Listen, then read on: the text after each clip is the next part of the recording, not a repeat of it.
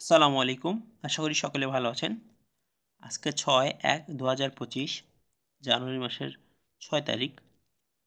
আজকে আমার সারাদিনের পড়াশোনাটা ছিল বিজ্ঞান, ফিশন, ফিউশন, খনিজ শক্তি পর্যন্ত, বাংলা সাহিত্য, আধুনিক যুগে রবীন্দ্র পরবর্তী সাহিত্য রিভিশন, গণিত, বাস্তব সংখ্যা টাইপ 9 এবং 10 এবং ইংরেজি ট্রান্সফরমেশন অফ সেন্টেন্স 1। তো চলুন দেখে আজকে কি পড়লাম। তো প্রথমেই আপনাদের আমি দেখাবো প্রিসেপ্টাস ডাইজেস্ট থেকে সায়েন্স বা বিজ্ঞানের ভৌত বিজ্ঞানের যে অংশটুকু পড়েছি সেখান থেকে। চলুন দেখি। তো আজকে আমি পড়েছি ফিশন ও ফিউশন, অর্থাৎ ফিশন এবং ফিউশনের মধ্যে যে পার্থক্য সেটা পড়েছি। এখান থেকে অনেক সময় প্রশ্ন হয়ে থাকে, যেমন প্রশ্ন হয় যে নিচের কোনটি বিয়োজন প্রক্রিয়া। তো ফিশন একটি বিয়োজন প্রক্রিয়া আর ফিউশন হচ্ছে সংযোজন প্রক্রিয়া। দেখুন আমি কিন্তু এখানে সাইন মার্ক করে রেখেছি, মাইনাস এবং প্লাস, সংযোগ এবং বিয়োজন। এরপরে খনিজ উৎস, অর্থাৎ কোন কোন উৎস থেকে খনিজ পাওয়া যায়। গুরুত্বপূর্ণ 3টি খনিজ, কয়লা, পেট্রোলিয়াম এবং প্রাকৃতিক গ্যাস, সেই সম্পর্কে কিছু বলা আছে। দেখুন বাংলাদেশে প্রাপ্ত প্রাকৃতিক গ্যাসে মিথেনের পরিমাণ সবচেয়ে বেশি, 99.99%। প্রাকৃতিক গ্যাসের প্রধান উপাদান কিন্তু মিথেন, এবং গরুর গোবরে কিন্তু সবচেয়ে বেশি মিথেন পাওয়া যায়। কথাটা একটু হাস্যকর মনে শোনালেও বাট এটাই সত্যি যে গরুর গোবরে সবচেয়ে বেশি মিথেন পাওয়া যায়। তো যাই হোক, এরপরে বিওডি, সিওডি এবং টিডিসি। দেখুন বিওডি মনে রাখার একটি সহজই হচ্ছে ওতে অক্সিজেন, অর্থাৎ রাসায়নিক পদার্থ ভাঙতে যেই পরিমাণ অক্সিজেনের প্রয়োজন 1 লিটার পানিতে উপস্থিত জৈব অজৈব। এখানে মূল পার্থক্যটা হচ্ছে জৈব অজৈব। সিওডি হচ্ছে জৈব এবং অজৈব, এবং বিওডি হচ্ছে শুধু জৈব। দেখুন এখানে আমি লিখে রেখেছি শুধু জৈব বস্তু ভাঙতে যতটুকু শক্তি প্রয়োজন হয়, অক্সিজেন প্রয়োজন হয়, সেটা হচ্ছে বিওডি। আর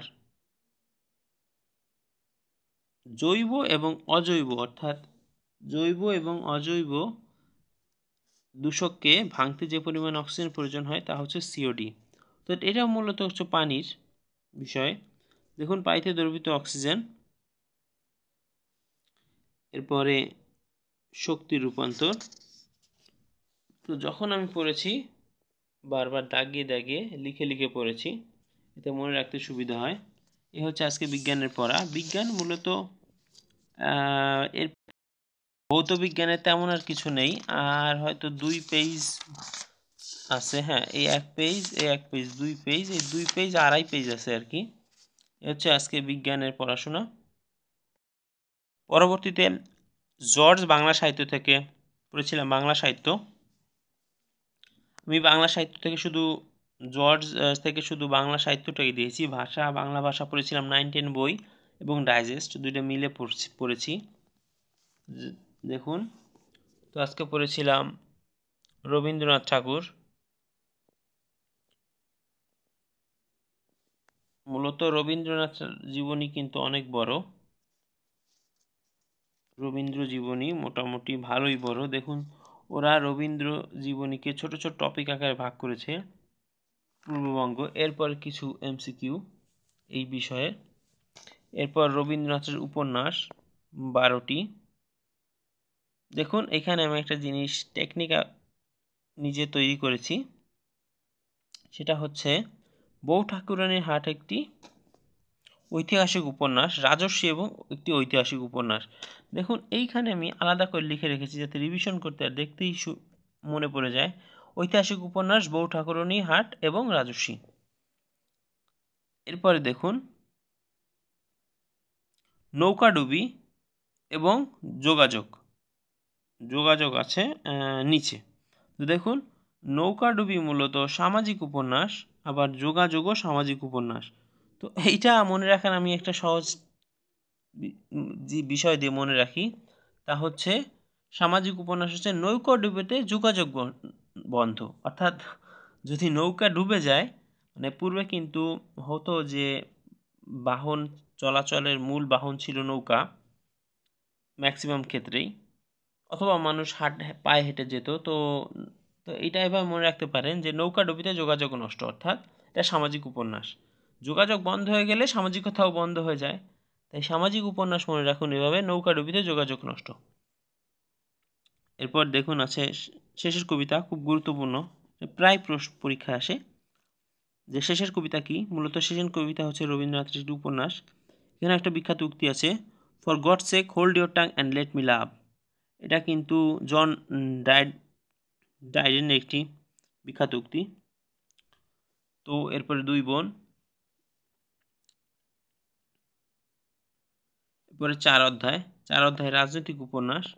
দেখুন এইখানে মনে রাখার আমি আর একটা টেকনিক বের করেছি, রাজনৈতিক হচ্ছে হলো গোরা ও চার অধ্যায়, শুধু এইভাবে মনে রাখবেন, গোরা চার অধ্যায় রাজনৈতিক, গোরা চার অধ্যায় রাজনৈতিক লোক, এইভাবে মনে রাখলেও হবে। ওর বিগত বছর কিছু প্রশ্ন, রবীন্দ্র সংকলন, শুধু প্রথমটা এবং ছোট শেষেরটা মনে রাখলেই হবে। মূলত তার 95টি ছোট গল্প, ভিখারিণী হচ্ছে প্রথম এবং মুসলমানি গল্প, সামাজিক উপন্যাস।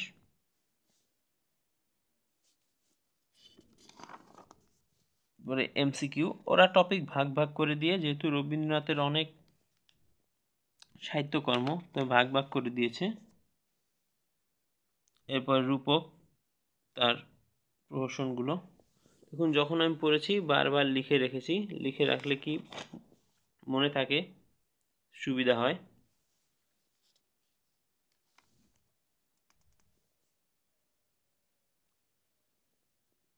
বিগত বছর কিছু প্রশ্ন, রবীন্দ্রনাথের কবিতা, কাব্যগ্রন্থ। দেখুন কবিতার পরে কাব্যগ্রন্থ, আমরা কিন্তু এই বিষয়টা অনেকে ভুল করে থাকি যে তার প্রথম কাব্যগ্রন্থ আমরা অনেকে বলি বনফুল, কিন্তু তার কবির প্রথম গ্রন্থ হচ্ছে কবি কাহিনী। দেখুন এখানে কিন্তু সুন্দর করে বিষয়টা ব্যাখ্যা করে দিয়েছে, কবির দ্বিতীয় গ্রন্থ। কবির বয়স যখন 15 বছর, অর্থাৎ 1876 সালে বনফুল কাব্যগ্রন্থের কবিতা দুটি পত্রিকায় প্রকাশিত হয়। কিন্তু এটা মূলত অফিসিয়াল ছিল না, তার জন্য কবি কাহিনীকে না, বনফুলকেই বলা হয় রবীন্দ্রনাথের প্রথম কাব্যগ্রন্থ। এরপরে ভানুসিংহ ঠাকুরের পদাবলী, এটা ব্রুজবুলি ভাষায় রচিত। এখান থেকে কিন্তু 44 বিসিএস প্রশ্ন এসেছে। মরণ রে তু ম শ্যাম সমান, এটা কোন কাব্যগ্রন্থ অন্তর্ভুক্ত বা এটা কার লেখা? এটা হচ্ছিল রবীন্দ্রনাথ ঠাকুর। তো এই হচ্ছে আজকে বাংলা সাহিত্যের পড়াশোনা। আজকে সারাদিন রিভিশনই ছিল, বা শুধু রবীন্দ্রনাথ, যেহেতু রবীন্দ্রনাথ একটু বড় টপিক। পরবর্তীতে ইংলিশ গ্রামার প্রিমিয়ার বই থেকে transformation of simple sentence complex and compound part 1।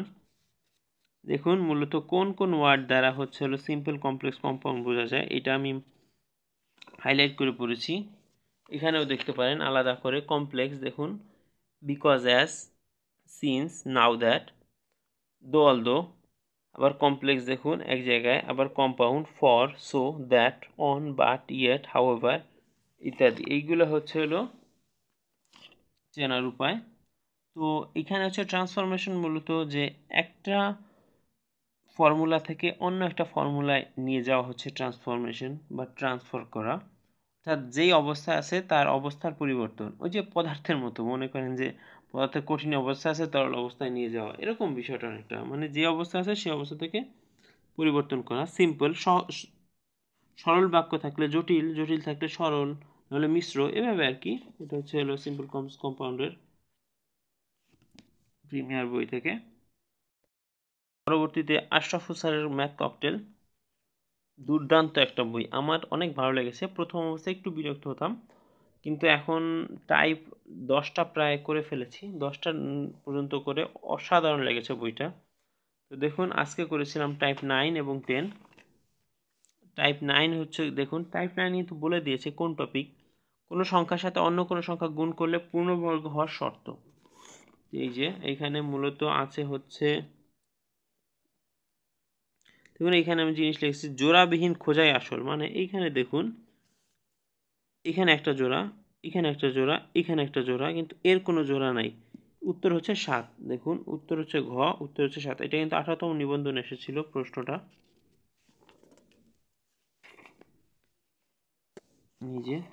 এই যে যেখানে অঙ্কগুলো করেছি টাইপ 9, জাস্ট খসড়া খাতায় প্র্যাকটিস, এটা করলেই হয়ে যাবে ইনশাল্লাহ, জাস্ট এটুকু করলেই যথেষ্ট। খসড়া খাতায় যদি টাইপ 9 মানে এখানে যত অঙ্ক আছে প্র্যাকটিস করেন ইনশাল্লাহ হবে। দেখুন এইখানে হচ্ছে কি জোড়াহীন হচ্ছে 3, তাই উত্তর হচ্ছে 3, 5 নাম্বার। এই যে দেখুন 5 নম্বর উত্তর হচ্ছে 3। এই যে এই যে 5 নম্বর উত্তর হচ্ছে 3। যাক, এরপর টাইপ 10 জোড় বিজোড় সংখ্যা সংক্রান্ত। প্রথমে এই বিষয়ে কিছু বলেছে, এরপরে তারা বিগত বছর প্রশ্ন দিয়েছে। এটা কিন্তু প্রথমটাই 32তম BCS আসার প্রশ্ন। এরপরে একই টাইপের অঙ্ক দেখুন এইখানে কিন্তু একভাবে করেছে, আমি আলাদাভাবে করেছি। এটা 7 নাম্বারটা একটু লক্ষ্য করুন। 7 নাম্বারটা আমি কিভাবে করেছি দেখুন, এই যে 1 2 3,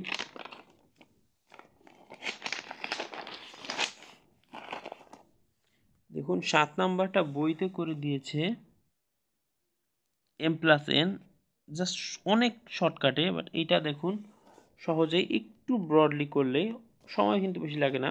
m সমান যদি 1 ধরেন, যেহেতু বলা হচ্ছে যে m ও n দুটি বিজোড় সংখ্যা হলে নিচের কোনটি জোড় সংখ্যা, তো যেহেতু বিজোড় সংখ্যা বলা আছে 1 এবং 3 যদি ধরেন, তাহলে যদি এটা যদি ক্যালকুলেট করেন প্রথম অপশন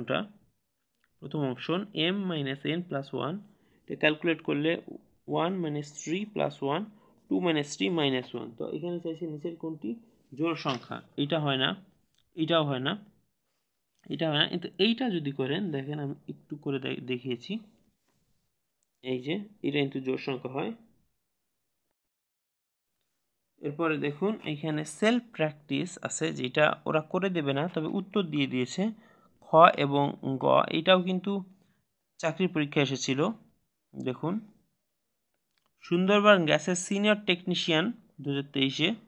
যাই হোক, এই যে এই টাইপ 10 আমি কিন্তু সেলফ প্র্যাকটিস নিজে করেছি এবং উত্তর কিন্তু হয়েছে। দেখুন প্রথমটার উত্তর হয়েছে আমার এখানে 6, অর্থাৎ এরকম ধরে এই যে প্রথমটার উত্তর হচ্ছে খ এবং পরেরটা গ।